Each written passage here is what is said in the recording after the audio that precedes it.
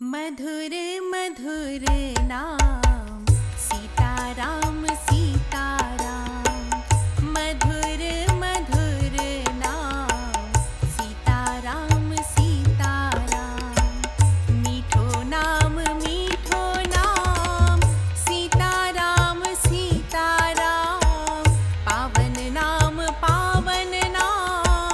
सीताराम सीताराम। सीधा नाम सीताराम सीताराम। मधुर मधुर नाम सीताराम सीताराम। मधुर मधुर नाम सीताराम सीताराम। सीताराम सीताराम। सीताराम सीताराम। सीताराम सीताराम। माँ भारती को प्रणाम और पावन चिंतन धारा आश्रम की ओर से सभी को जय सिया राम। घोर संकट में पड़े हमारे प्रभु श्री राम को सहायकों की आवश्यकता आन पड़ी है, यानी सुग्रीव तथा श्री हनुमान का आगमन किष्किंधा कांड में होता है।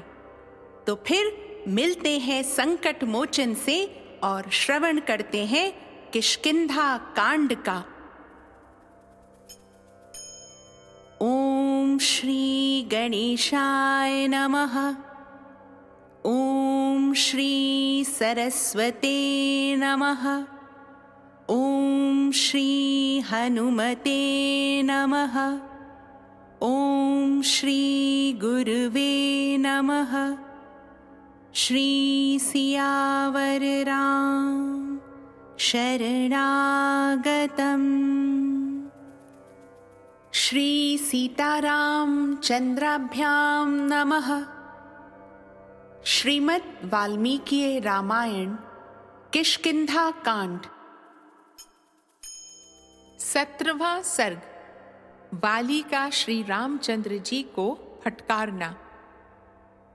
युद्ध में कठोरता दिखाने वाला वाली श्री राम के बाण से घायल हो कटे वृक्ष की भांति सहसा पृथ्वी पर गिर पड़ा। उसका सारा शरीर पृथ्वी पर पड़ा हुआ था। तपाए हुए सुवर्ण के आभूषण अब भी उसकी शोभा बढ़ा रहे थे। वह देवराज इंद्र के बंधन रहित ध्वज की भांति पृथ्वी पर गिर पड़ा था। वानरों और भालुओं के यूथपति वाली के धराशायी हो जाने पर यह पृथ्वी चंद्र रहित आकाश की भांति शोभाहीन हो गई। पृथ्वी पर पड़े होने पर भी महामना वाली के शरीर को शोभा, प्राण, तेज और पराक्रम नहीं छोड़ सके थे। इंद्र की दी हुई रत्न चटित श्रेष्ठ सुवर्ण माला उस वानर राज के प्राण, तेज और शोभा को धारण किए हुए थी। उस सुवर्ण माला से विभूषित हुआ वानर यूथपति वीर वाली संध्या की लाली से रंगे हुए प्रांत भाग वाले मेघ खंड के समान शोभा पा रहा था। पृथ्वी पर गिरे होने पर भी वाली की वह सुवर्ण माला, उसका शरीर तथा मर्म स्थल को विदीर्ण करने वाला वह बाण, ये तीनों पृथक पृथक 3 भागों में विभक्त की हुई अंग लक्ष्मी के समान शोभा पा रहे थे। वीरवर श्री राम के धनुष से चलाए गए उस अस्त्र ने वाली के लिए स्वर्ग का मार्ग प्रकाशित कर दिया और उसे परम पद को पहुंचा दिया। इस प्रकार युद्ध स्थल में गिरा हुआ इंद्रपुत्र वाली ज्वाला रहित अग्नि के समान, पुण्यों का क्षय होने पर पुण्य लोक से इस पृथ्वी पर गिरे हुए राजा ययाति के समान तथा महाप्रलय के समय काल द्वारा पृथ्वी पर गिराए गए सूर्य के समान जान पड़ता था। उसके गले में सोने की माला शोभा दे रही थी। वह महेंद्र के समान दुर्जय और भगवान विष्णु के समान दुस्सह था। उसकी छाती चौड़ी, भुजाएं बड़ी बड़ी, मुख दीप्तिमान और नेत्र कपिल वर्ण के थे। लक्ष्मण को साथ लिए श्री राम ने वाली को इस अवस्था में देखा और वे उसके समीप गए। इस प्रकार ज्वाला रहित अग्नि की भांति वहां गिरा हुआ वह वीर धीरे धीरे देख रहा था। महापराक्रमी दोनों भाई श्री राम और लक्ष्मण उस वीर का विशेष सम्मान करते हुए उसके पास गए। उन श्री राम तथा महाबली लक्ष्मण को देखकर वाली धर्म और विनय से युक्त कठोर वाणी में बोला। अब उसमें तेज और प्राण स्वल्प मात्रा में ही रह गए थे। वह बाण से घायल होकर पृथ्वी पर पड़ा था और उसकी चेष्टा धीरे धीरे लुप्त होती जा रही थी। उसने युद्ध में गर्व युक्त पराक्रम प्रकट करने वाले गर्वीले श्री राम से कठोर वाणी में इस प्रकार कहना आरंभ किया। रघुनंदन, आप राजा दशरथ के सुविख्यात पुत्र हैं। आपका दर्शन सबको प्रिय है। मैं आपसे युद्ध करने नहीं आया था। मैं तो दूसरे के साथ युद्ध में उलझा हुआ था। उस दशा में आपने मेरा वध करके यहाँ कौन सा गुण प्राप्त किया है, किस महान यश का उपार्जन किया है? क्योंकि मैं युद्ध के लिए दूसरे पर रोष प्रकट कर रहा था, किंतु आपके कारण बीच में ही मृत्यु को प्राप्त हुआ। इस भूतल पर सब प्राणी आपके यश का वर्णन करते हुए कहते हैं, श्री रामचंद्र जी कुलीन, सत्व गुण संपन्न, तेजस्वी, उत्तम व्रत का आचरण करने वाले, करुणा का अनुभव करने वाले, प्रजा के हितैषी, दयालु, महान, उत्साही, समयोचित कार्य एवं सदाचार के ज्ञाता और दृढ़ प्रतिज्ञ हैं। राजन, इंद्रिय निग्रह, मन का संयम, क्षमा, धर्म, धैर्य, सत्य, पराक्रम तथा अपराधियों को दंड देना, ये राजा के गुण हैं। मैं आप में इन सभी सद्गुणों का विश्वास करके आपके उत्तम कुल को याद कर तारा के मना करने पर भी सुग्रीव के साथ लड़ने आ गया। जब तक मैंने आपको नहीं देखा था, तब तक मेरे मन में यही विचार उठता था कि दूसरे के साथ रोष पूर्वक जूझते हुए मुझको आप असावधान अवस्था में अपने बाण से बेधना उचित नहीं समझेंगे। परंतु आज मुझे मालूम हुआ कि आपकी बुद्धि मारी गई है। आप धर्म ध्वजी हैं, दिखावे के लिए धर्म का चोला पहने हुए हैं, वास्तव में अधर्मी हैं। आपका आचार व्यवहार पापपूर्ण है। आप घास फूस से ढके हुए कूप के समान धोखा देने वाले हैं। आपने साधु पुरुषों का सा वेश धारण कर रखा है, परंतु हैं पापी।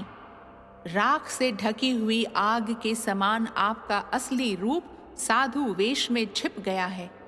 मैं नहीं जानता था कि आपने लोगों को छलने के लिए ही धर्म की आड़ ली है। जब मैं आपके राज्य या नगर में कोई उपद्रव नहीं कर रहा था तथा आपका भी तिरस्कार नहीं करता था, तब आपने मुझ निरपराध को क्यों मारा? मैं सदा फल मूल का भोजन करने वाला और वन में ही विचरने वाला वानर हूँ। मैं यहाँ आपसे युद्ध नहीं करता था। दूसरे के साथ मेरी लड़ाई हो रही थी, फिर बिना अपराध के आपने मुझे क्यों मारा? राजन, आप एक सम्माननीय नरेश के पुत्र हैं, विश्वास के योग्य हैं और देखने में भी प्रिय हैं। आप में धर्म का साधन भूत चिन्ह, जटा, वल्कल धारण आदि भी प्रत्यक्ष दिखाई देता है। क्षत्रिय कुल में उत्पन्न शास्त्र का ज्ञाता, संशय रहित तथा धार्मिक वेशभूषा से आच्छन्न होकर भी कौन मनुष्य ऐसा क्रूरतापूर्ण कर्म कर सकता है?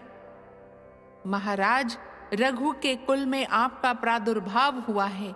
आप धर्मात्मा के रूप में प्रसिद्ध हैं, तो भी इतने अभव्य, क्रूर निकले।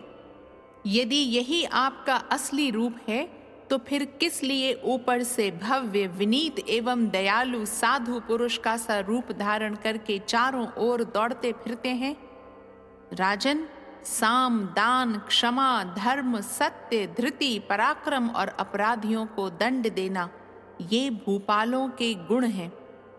नरेश्वर राम, हम फल मूल खाने वाले वंचारी मृग हैं, यही हमारी प्रकृति है। किंतु आप तो पुरुष मनुष्य हैं, अतः हमारे और आप में वैर का कोई कारण नहीं है। पृथ्वी, सोना और चांदी, इन्हीं वस्तुओं के लिए राजाओं में परस्पर युद्ध होते हैं। ये ही तीन कलह के मूल कारण हैं, परंतु यहाँ वे भी नहीं हैं। इस दिशा में, इस वन में या हमारे फलों में आपका क्या लोभ हो सकता है? नीति और विनय, दंड और अनुग्रह, ये राजधर्म है, किंतु इनके उपयोग के भिन्न भिन्न अवसर हैं। इनका अविवेक पूर्वक उपयोग करना उचित नहीं है। राजाओं को स्वेच्छाचारी नहीं होना चाहिए, परंतु आप तो काम के गुलाम, क्रोधी और मर्यादा में स्थित न रहने वाले चंचल हैं। नय विनय आदि जो राजाओं के धर्म हैं, उनके अवसर का विचार किए बिना ही किसी का कहीं भी प्रयोग कर देते हैं, जहां कहीं भी बाण चलाते फिरते हैं। आपका धर्म के विषय में आदर नहीं है और न अर्थ साधन में ही आपकी बुद्धि स्थिर है। नरेश्वर, आप स्वेच्छाचारी हैं, इसलिए आपकी इंद्रियां आपको कहीं भी खींच ले जाती हैं। काकुत्स, मैं सर्वथा निरपराध था, तो भी यहाँ मुझे बाण से मारने का घृणित कर्म करके सत्पुरुषों के बीच में आप क्या कहेंगे? राजा का वध करने वाला, ब्रह्म हत्यारा, गोधाती, चोर, प्राणियों की हिंसा में तत्पर रहने वाला, नास्तिक और परिवेत्ता, बड़े भाई के अविवाहित रहते अपना विवाह करने वाला छोटा भाई, ये सब के सब नरकगामी होते हैं। चुगली खाने वाला, लोभी, मित्र हत्यारा तथा गुरु पत्नी गामी, ये पापात्माओं के लोक में जाते हैं, इसमें संशय नहीं है। हम वानरों का चमड़ा भी तो सत्पुरुषों के धारण करने योग्य नहीं होता। हमारे रोम और हड्डियां भी वर्जित हैं, छूने योग्य नहीं है। आप जैसे धर्माचारी पुरुषों के लिए मांस तो सदा ही अभक्ष्य है। फिर किस लोभ से आपने मुझ वानर को अपने बाणों का शिकार बनाया है? रघुनंदन, त्रैवर्णिकों में जिनकी किसी कारण से मांसाहार जैसे निंदनीय कर्म में प्रवृत्ति हो गई है, उनके लिए भी 5 नख वाले जीवों में से 5 ही भक्षण के योग्य बताए गए हैं। उनके नाम इस प्रकार हैं: गेंडा, साही, गोह, खरहा और 5वां कछुआ। श्री राम, मनीषी पुरुष मेरे वानर के चमड़े और हड्डी का स्पर्श नहीं करते हैं। वानर के मांस भी सभी के लिए अभक्ष्य होते हैं। इस तरह जिसका सब कुछ निषिद्ध है, ऐसा 5 नख वाला मैं आज आपके हाथ से मारा गया हूं। मेरी स्त्री तारा सर्वज्ञ है, उसने मुझे सत्य और हित की बात बताई थी, किंतु मोहवश उसका उल्लंघन करके मैं काल के अधीन हो गया। काकुत्स, जैसे सुशीला युवती पापात्मा पति से सुरक्षित नहीं हो पाती, उसी प्रकार आप जैसे स्वामी को पाकर ये वसुधा सनाथ नहीं हो सकती। आप शठ, छिपे रहकर दूसरों का अप्रिय करने वाले, अपकारी, क्षुद्र और झूठे ही शांत चित्त बने रहने वाले हैं। महात्मा राजा दशरथ ने आप जैसे पापी को कैसे उत्पन्न किया? हाय, जिसने सदाचार का रस्सा तोड़ डाला है, सत्पुरुषों के धर्म एवं मर्यादा का उल्लंघन किया है तथा जिसने धर्म रूपी अंकुश की भी अवहेलना कर दी है, उस राम रूपी हाथी के द्वारा आज मैं मारा गया।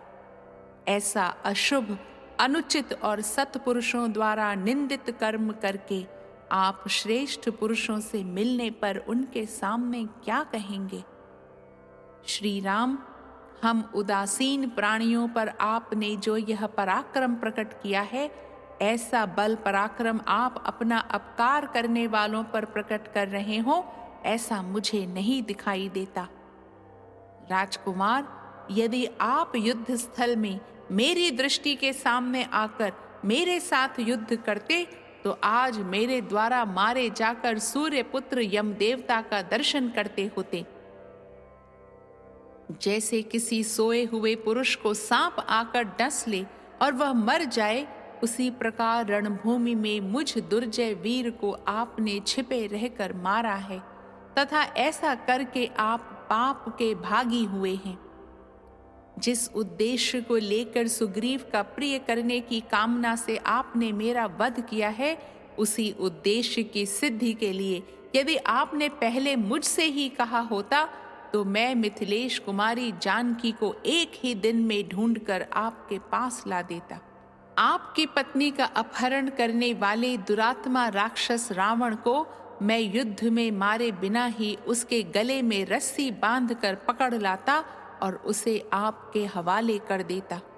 जैसे मधु कैटभ द्वारा अपहृत हुई श्वेताश्वेतरी श्रुति का भगवान हयग्रीव ने उद्धार किया था, उसी प्रकार मैं आपके आदेश से मिथिलेश कुमारी सीता को यदि वे समुद्र के जल में या पाताल में रखी गई होती तो भी वहां से ला देता।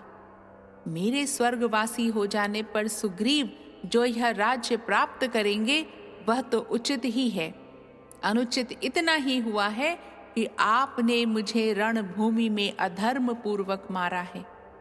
यह जगत कभी न कभी काल के अधीन होता ही है, इसका ऐसा स्वभाव ही है। अतः भले ही मेरी मृत्यु हो जाए, इसके लिए मुझे खेद नहीं है, परंतु मेरे इस तरह मारे जाने का यदि आपने उचित उत्तर ढूंढ निकाला हो तो उसे अच्छी तरह सोच विचार कर कहिए। ऐसा कहकर महामनस्वी वानर राजकुमार वाली सूर्य के समान तेजस्वी श्री रामचंद्र जी की ओर देखकर चुप हो गया। उसका मुंह सूख गया था और बाण के आघात से उसको बड़ी पीड़ा हो रही थी।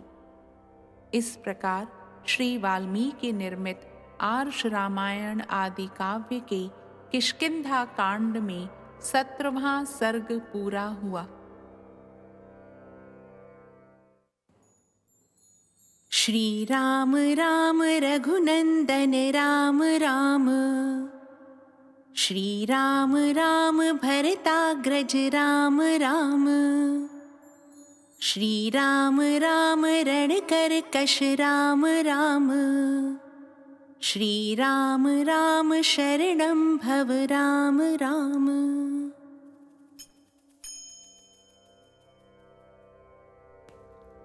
18वां सर्ग। श्री राम का वाली की बात का उत्तर देते हुए उसे दिए गए दंड का औचित्य बताना, वाली का निरुत्तर होकर भगवान से अपने अपराध के लिए क्षमा मांगते हुए अंगद की रक्षा के लिए प्रार्थना करना और श्री राम का उसे आश्वासन देना। वहां मारे जाकर अचेत हुए वाली ने जब इस प्रकार विनयाभास, धर्माभास, अर्थाभास और हिताभास से युक्त कठोर बातें कहीं, आक्षेप किया, तब उन बातों को कहकर मौन हुए वानर श्रेष्ठ वाली से श्री रामचंद्र जी ने धर्म, अर्थ और श्रेष्ठ गुणों से युक्त परम उत्तम बात कही। उस समय वाली प्रभाहीन सूर्य, जलहीन बादल और बुझी हुई आग के समान श्रीहीन प्रतीत होता था। श्री राम बोले, वानर, धर्म, अर्थ, काम और लौकिक सदाचार को तो तुम स्वयं ही नहीं जानते हो, फिर बालोचित अविवेक के कारण आज यहां मेरी निंदा क्यों करते हो? सौम्य, तुम आचार्यों द्वारा सम्मानित बुद्धिमान वृद्ध पुरुषों से पूछे बिना ही, उनसे धर्म के स्वरूप को ठीक ठीक समझे बिना ही वानरोचित चपलतावश मुझे यहाँ उपदेश देना चाहते हो अथवा मुझ पर आक्षेप करने की इच्छा रखते हो? पर्वत, वन और काननों से युक्त यह सारी पृथ्वी इक्ष्वाकुवंशी राजाओं की है, अतः वे यहाँ के पशु, पक्षी और मनुष्यों पर दया करने और उन्हें दंड देने के भी अधिकारी हैं। धर्मात्मा राजा भरत इस पृथ्वी का पालन करते हैं।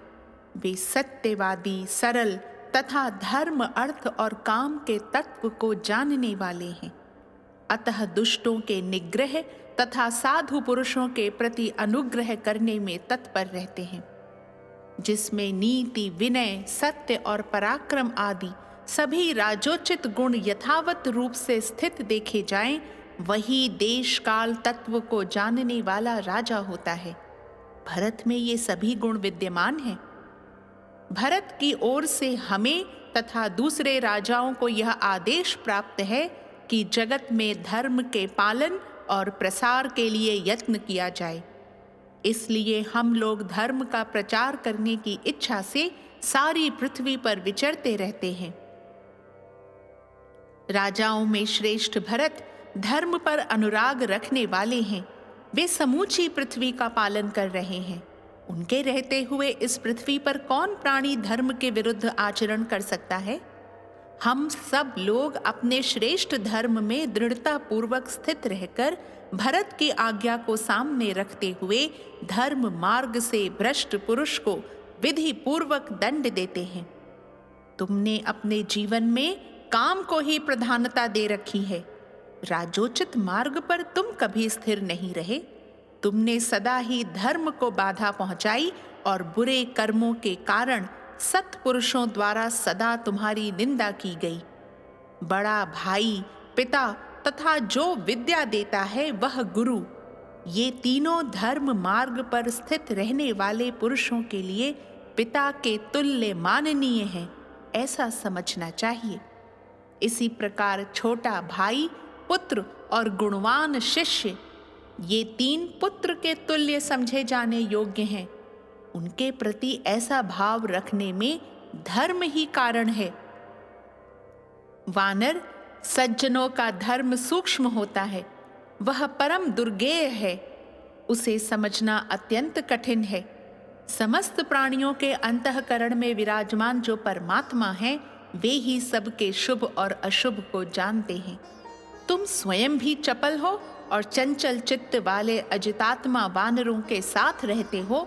अतः जैसे कोई जन्मांध पुरुष जन्मांधों से ही रास्ता पूछे, उसी प्रकार तुम उन चपल वानरों के साथ परामर्श करते हो। फिर तुम धर्म का विचार क्या कर सकते हो? उसके स्वरूप को कैसे समझ सकते हो? मैंने यहाँ जो कुछ कहा है उसका अभिप्राय तुम्हें स्पष्ट करके बताता हूँ। तुम्हें केवल रोषवश मेरी निंदा नहीं करनी चाहिए। मैंने तुम्हें क्यों मारा है उसका कारण सुनो और समझो।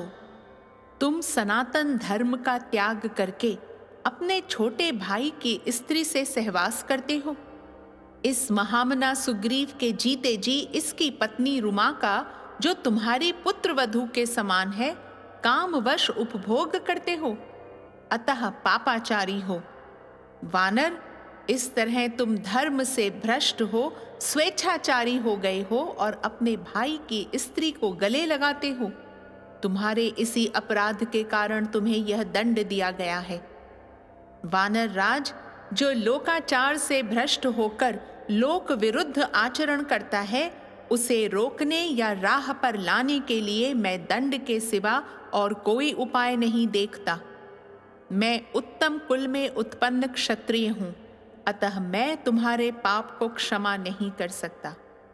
जो पुरुष अपनी कन्या, बहन अथवा छोटे भाई की स्त्री के पास काम बुद्धि से जाता है, उसका वध करना ही उसके लिए उपयुक्त दंड माना गया है। हमारे राजा भरत हैं, हम लोग तो केवल उनके आदेश का पालन करने वाले हैं। तुम धर्म से गिर गए हो, अतः तुम्हारी उपेक्षा कैसे की जा सकती थी? विद्वान राजा भरत महान धर्म से भ्रष्ट हुए पुरुष को दंड देते और धर्मात्मा पुरुष का धर्म पूर्वक पालन करते हुए कामासक्त स्वेच्छाचारी पुरुषों के निग्रह में तत्पर रहते हैं। हरीश्वर, हम लोग तो भरत की आज्ञा को ही प्रमाण मानकर धर्म मर्यादा का उल्लंघन करने वाले तुम्हारे जैसे लोगों को दंड देने के लिए सदा उद्यत रहते हैं। सुग्रीव के साथ मेरी मित्रता हो चुकी है। उनके प्रति मेरा वही भाव है जो लक्ष्मण के प्रति है। वे अपनी स्त्री और राज्य की प्राप्ति के लिए मेरी भलाई करने के लिए भी कटिबद्ध हैं। मैंने वानरों के समीप इन्हें स्त्री और राज्य दिलाने के लिए प्रतिज्ञा भी कर ली है। ऐसी दशा में मेरे जैसा मनुष्य अपनी प्रतिज्ञा की ओर से कैसे दृष्टि हटा सकता है? ये सभी धर्मानुकूल महान कारण एक साथ उपस्थित हो गए, जिनसे विवश होकर तुम्हें उचित दंड देना पड़ा है। तुम भी इसका अनुमोदन करो। धर्म पर दृष्टि रखने वाले मनुष्य के लिए मित्र का उपकार करना धर्म ही माना गया है। अतः तुम्हें जो यह दंड दिया गया है वह धर्म के अनुकूल है, ऐसा ही तुम्हें समझना चाहिए। यदि राजा होकर तुम धर्म का अनुसरण करते तो तुम्हें भी वही काम करना पड़ता जो मैंने किया है। मनु ने राजोचित सदाचार का प्रतिपादन करने वाले 2 श्लोक कहे हैं जो स्मृतियों में सुने जाते हैं और जिन्हें धर्म पालन में कुशल पुरुषों ने सादर स्वीकार किया। उन्हीं के अनुसार इस समय यह मेरा बर्ताव हुआ है। वे श्लोक इस प्रकार हैं। मनुष्य पाप करके यदि राजा के दिए हुए दंड को भोग लेते हैं तो वे शुद्ध होकर पुण्यात्मा साधु पुरुषों की भांति स्वर्गलोक में जाते हैं। चोर आदि पापी जब राजा के सामने उपस्थित हों उस समय उन्हें राजा दंड दे अथवा दया करके छोड़ दे। चोर आदि पापी पुरुष अपने पाप से मुक्त हो जाता है, किंतु यदि राजा पापी को उचित दंड नहीं देता तो उसे स्वयं उसके पाप का फल भोगना पड़ता है। तुमने जैसा पाप किया है वैसा ही पाप प्राचीन काल में एक श्रमण ने किया था। उसे मेरे पूर्वज महाराज मांधाता ने बड़ा कठोर दंड दिया था जो शास्त्र के अनुसार अभीष्ट था। यदि राजा दंड देने में प्रमाद कर जाएं तो उन्हें दूसरों के किए हुए पाप भी भोगने पड़ते हैं तथा उसके लिए जब वे प्रायश्चित करते हैं तभी उनका दोष शांत होता है। अतः वानर श्रेष्ठ, पश्चाताप करने से कोई लाभ नहीं है। सर्वथा धर्म के अनुसार ही तुम्हारा वध किया गया है, क्योंकि हम लोग अपने वश में नहीं हैं, शास्त्र के ही अधीन हैं। वानर शिरोमणे, तुम्हारे वध का जो दूसरा कारण है उसे भी सुन लो। वीर, उस महान कारण को सुनकर तुम्हें मेरे प्रति क्रोध नहीं करना चाहिए। वानर श्रेष्ठ, इस कार्य के लिए मेरे मन में न तो संताप होता है और न खेद ही। मनुष्य राजा आदि बड़े बड़े जाल बिछाकर, फंदे फैलाकर और नाना प्रकार के कूट उपाय, गुप्त गड्ढों के निर्माण आदि करके छिपे रहकर सामने आकर बहुत से मृगों को पकड़ लेते हैं। भले ही वे भयभीत होकर भागते हों या विश्वस्त होकर अत्यंत निकट बैठे हों। मांसाहारी मनुष्य, क्षत्रिय, सावधान, असावधान अथवा विमुख होकर भागने वाले पशुओं को भी अत्यंत घायल कर देते हैं, किंतु उनके लिए इस मृगया में दोष नहीं होता। वानर, धर्मज्ञ राजर्षि भी इस जगत में मृगया के लिए जाते हैं और विविध जंतुओं का वध करते हैं। इसलिए मैंने तुम्हें युद्ध में अपने बाण का निशाना बनाया है। तुम मुझसे युद्ध करते थे या नहीं करते थे, तुम्हारी बध्यता में कोई अंतर नहीं आता, क्योंकि तुम शाखा मृग हो और मृगया करने का क्षत्रिय को अधिकार है। वानर श्रेष्ठ, राजा लोग दुर्लभ धर्म, जीवन और लौकिक अभ्युदय के देने वाले होते हैं, इसमें संशय नहीं है।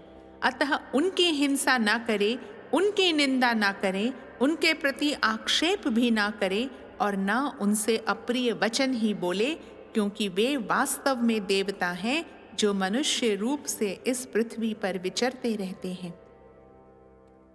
तुम तो धर्म के स्वरूप को न समझकर केवल रोष के वशीभूत हो गए हो, इसलिए पिता पितामहों के धर्म पर स्थित रहने वाले मेरी निंदा कर रहे हो।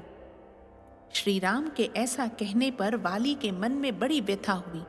इसे धर्म के तत्व का निश्चय हो गया। उसने श्री रामचंद्र जी के दोष का चिंतन त्याग दिया। इसके बाद वानर राज वाली ने श्री रामचंद्र जी से हाथ जोड़कर कहा, नरश्रेष्ठ, आप जो कुछ कहते हैं बिल्कुल ठीक है, इसमें संशय नहीं है। आप जैसे श्रेष्ठ पुरुष को मुझ जैसा निम्न श्रेणी का प्राणी उचित उत्तर नहीं दे सकता। अतः मैंने प्रमादवश पहले जो अनुचित बात कह डाली है, उसमें भी आपको मेरा अपराध नहीं मानना चाहिए। रघुनंदन, आप परमार्थ तत्व के यथार्थ ज्ञाता और प्रजाजनों के हित में तत्पर रहने वाले हैं। आपकी बुद्धि कार्य कारण के निश्चय में निर्भ्रांत एवं निर्मल है। धर्मज्ञ, मैं धर्म भ्रष्ट प्राणियों में अग्रगण्य हूँ और इसी रूप में मेरी सर्वत्र प्रसिद्धि है तो भी आज आपकी शरण में आया हूँ। अपनी धर्म तत्व की वाणी से आज मेरी भी रक्षा कीजिए। इतना कहते कहते आंसुओं से वाली का गला भर आया और वह कीचड़ में फंसे हुए हाथी की तरह आर्तनाद करके श्री राम की ओर देखता हुआ धीरे धीरे बोला, भगवन, मुझे अपने लिए, तारा के लिए तथा बंधु बांधवों के लिए भी उतना शोक नहीं होता है जितना सुवर्ण का अंगद धारण करने वाले श्रेष्ठ गुण संपन्न पुत्र अंगद के लिए हो रहा है। मैंने बचपन से ही उसका बड़ा दुलार किया है। अब मुझे न देखकर वह बहुत दुखी होगा और जिसका जल पी लिया गया हो उस तालाब की तरह सूख जाएगा। श्री राम, वह अभी बालक है, उसकी बुद्धि परिपक्व नहीं हुई है। मेरा इकलौता बेटा होने के कारण तारा कुमार अंगद मुझे बड़ा प्रिय है। आप मेरे उस महाबली पुत्र की रक्षा कीजिएगा। सुग्रीव और अंगद दोनों के प्रति आप सद्भाव रखें। अब आप ही इन लोगों के रक्षक तथा इन्हें कर्तव्य अकर्तव्य की शिक्षा देने वाले हैं। राजन, नरेश्वर, भरत और लक्ष्मण के प्रति आपका जैसा बर्ताव है वही सुग्रीव तथा अंगद के प्रति भी होना चाहिए। आप उसी भाव से इन दोनों का स्मरण करें। बेचारी तारा की बड़ी शोचनीय अवस्था हो गई है। मेरे ही अपराध से उसे भी अपराधिनी समझकर सुग्रीव उसका तिरस्कार न करे, इस बात की भी व्यवस्था कीजिएगा। सुग्रीव आपका कृपा पात्र होकर ही इस राज्य का यथार्थ रूप से पालन कर सकता है। आपके अधीन होकर आपके चित्त का अनुसरण करने वाला पुरुष स्वर्ग और पृथ्वी का भी राज्य पा सकता और उसका अच्छी तरह पालन कर सकता है। मैं चाहता था कि आपके हाथ से मेरा वध हो, इसीलिए तारा के मना करने पर भी मैं अपने भाई सुग्रीव के साथ द्वंद्व युद्ध करने के लिए चला आया। श्री रामचंद्र जी से ऐसा कहकर वानर राज वाली चुप हो गया। उस समय उसकी ज्ञान शक्ति का विकास हो गया था। श्री रामचंद्र जी ने धर्म के यथार्थ स्वरूप को प्रकट करने वाली साधु पुरुषों द्वारा प्रशंसित वाणी में उससे कहा, वानर श्रेष्ठ, तुम्हें इसके लिए संताप नहीं करना चाहिए। कपिप्रवर, तुम्हें हमारे और अपने लिए भी चिंता करने की आवश्यकता नहीं है, क्योंकि हम लोग तुम्हारी अपेक्षा विशेषज्ञ हैं। इसलिए हमने धर्मानुकूल कार्य करने का ही निश्चय कर रखा है। जो दंडनीय पुरुष को दंड देता है तथा जो दंड का अधिकारी होकर दंड भोगता है, उनमें से दंडनीय व्यक्ति अपने अपराध के फल रूप में शासक का दिया हुआ दंड भोग कर तथा दंड देने वाला शासक उसके उस फल भोग में कारण निमित्त बनकर कृतार्थ हो जाते हैं। अपना अपना कर्तव्य पूरा कर लेने के कारण कर्म रूप ऋण से मुक्त हो जाते हैं, अतः वे दुखी नहीं होते। तुम इस दंड को पाकर पाप रहित हुए और इस दंड का विधान करने वाले शास्त्र द्वारा कथित दंड ग्रहण रूप मार्ग से ही चलकर तुम्हें धर्मानुकूल शुद्ध स्वरूप की प्राप्ति हो गई।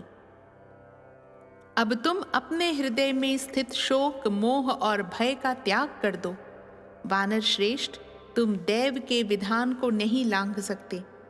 वानरेश्वर, कुमार अंगद तुम्हारे जीवित रहने पर जैसा था उसी प्रकार सुग्रीव के और मेरे पास भी सुख से रहेगा, इसमें संशय नहीं है। युद्ध में शत्रु का मान मर्दन करने वाले महात्मा श्री रामचंद्र जी का धर्म मार्ग के अनुकूल और मानसिक शंकाओं का समाधान करने वाला मधुर वचन सुनकर वानर वाली ने यह सुंदर युक्ति युक्त वचन कहा, प्रभो, देवराज इंद्र के समान भयंकर पराक्रम प्रकट करने वाले नरेश्वर, मैं आपके बाण से पीड़ित होने के कारण अचेत हो गया था। इसलिए अनजान में मैंने जो आपके प्रति कठोर बात कह डाली है उसे आप क्षमा कीजिएगा। इसके लिए मैं प्रार्थना पूर्वक आपको प्रसन्न करना चाहता हूँ। इस प्रकार श्री वाल्मीकि निर्मित आर्ष रामायण आदि काव्य के किष्किंधा कांड में 18वां सर्ग पूरा हुआ। श्री राम राम रघुनंदन राम राम, श्री राम राम भरताग्रज राम राम, श्री राम राम रणकरकश राम राम, श्री राम राम शरणं भव राम राम।